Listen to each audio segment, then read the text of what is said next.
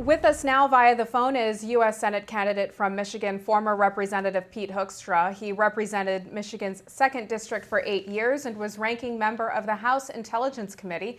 He is on the board of the new Washington-based intelligence site lignet.com. And Representative Hoekstra, thanks so much for being here.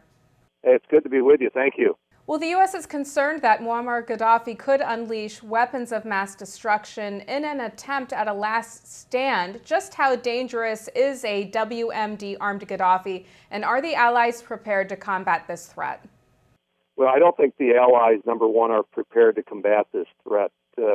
NATO and especially the United States. I mean, the United States, as the president, I think, almost implied, we were leading from behind.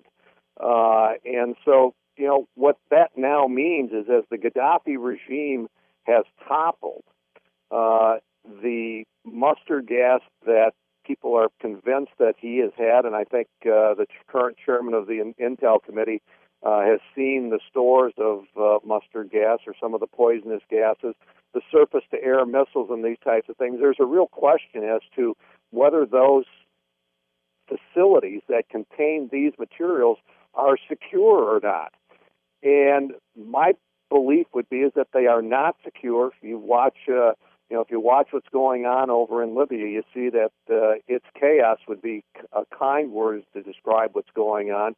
There's really no centralized control. So I would expect that these facilities are not secure. They could fall, number one, into the hands of Gadhafi, who could use them against some of the people who are attacking them, or they could fall into the hands of radical jihadists. There have been, reports of Al-Qaeda and other radical jihadist elements as part of the transitional council or present in Libya. Gadhafi or these other groups getting a hold of these materials, they pose a long-term threat. Now, President Obama has urged Gadhafi to step down. He sent U.S. military troops in support of the rebels without congressional approval. What is your analysis of how the president is handling the situation in Libya? Well, I think, number one, without getting the support of Congress and the American people was a major misstep by the president. There will be arguments about, whether it was constitutional or whether he violated the law, the War Powers Act. It was just bad politics. If we're going to commit major resources, both financial or and perhaps human capital, and we're going to involve the United States in a war, the least the president can do is consult and get the approval of Congress.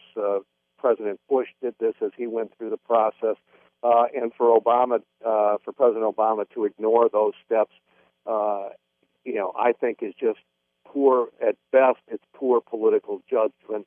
At worst, he violated the laws of the United States. You can't use our resources, whether they are human or material or financial, to support these kinds of efforts without the support of the U.S. Congress. Congressman Hoekstra, you met with Moammar Gadhafi 3 times during your time on the House Intelligence Committee. What was he like, and can you explain his refusal to yield power based on your meetings with him? Oh, I think this guy clearly sees himself as the Messiah, the messianic leader of Libya. 2 times that we met with him, he was very articulate. He outlined the threat that he saw from radical jihadists. He outlined the steps that he suggested the West, the United States, and Libya could work together on in terms of containing, confronting, and ultimately defeating radical jihadists. This is a guy that, flipped from having a nuclear weapons program to putting it and creating it up and sending it over to the United States. So, this guy could make rational judgments. The 3rd time that we met with him, it was a very bizarre meeting. It didn't seem like he could string 2 sentences together that had any kind that you could make any kind of sense out of. That's why in the current situation where we don't know where he is and we don't know what tools he has access to, what weapons he has access to, it's very, very difficult to predict exactly what he may or may not do. What are your concerns about a post-Gadhafi Libya? Could Libya become another Lebanon or Somalia, and could it become a new haven for radical Islamist groups like Al-Qaeda? Absolutely, and the difference between Libya and Somalia is that Libya is very, very close. It's kind of a gateway into southern Europe. And so, the real test for Libya is now going to develop over the next 3 to 6 months. How long will it take to finish the current fight that they are in? Will this struggle continue for another 3 to 6 months, or will it be over in 3 weeks?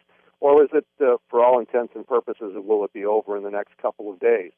Once that fight is over, then will the various factions, remember, Libya is primarily a tribal society. It's a factional country. Will the various factions get along, or will they split? And will we then have, warfare and conflict between the various tribes in Libya? It's very, very possible. Will there be a unifying focus, a unifying individual? At this point in time, we don't know. We don't know what will happen with their weapons of mass destruction. And we also don't know exactly if they do have a unifying government. What type of government will it be? What do you think that the United States should do to help with the transition to a democratic Libya? Well, we should have done it a lot sooner. We should have led and been much more aggressive in this process and clearly signaled to these folks. We toppled the government in Afghanistan in 63 days. We toppled, Saddam Hussein in 3 weeks, and this went on for almost 6 months. There's been a tremendous amount of suffering by the Libyan people during the last 6 months. Because we've played such a backseat role in Libya, I'm not sure exactly how much influence we will have with the Tribal Transitional Council. I hope that the French and the British, because they stood up earlier, I hope that they will have significant influence in helping to establish a new government. The Libyan people are going to need help moving through this process. I think they're going to look more to the French and the British at this time than they will to the U.S. You would say that it was a huge mistake that the U.S. did not intervene at the beginning of this conflict? Well, I think that we didn't send clear signals early on that we were going to support the people of Libya. This has been a real mishmash of U.S. interest and U.S. policy in the Middle East. Take a look at Egypt. I think within 2 weeks we threw Mubarak under the bus. Libya was kind of a mishmash. Nobody really knew where we were and what our position was. And then you've got Bashir Assad. Up until 4 to 6 weeks ago, we were calling him the face of reform. In reality, Bashir Assad has never reformed anything, but we were supporting him.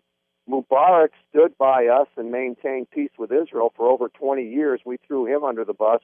And Gadhafi was, he's a tyrant, a terrible individual, but at the same time, for a period of about 6-7 years, he was cooperating with the United States. But the Obama administration has been all over the map in terms of how we deal with our friends and with our enemies in this. There's not a consistent, coherent policy. All right. U.S. Senate candidate from Michigan, former Representative Pete Hoekstra, thanks so much for being here and for your insight.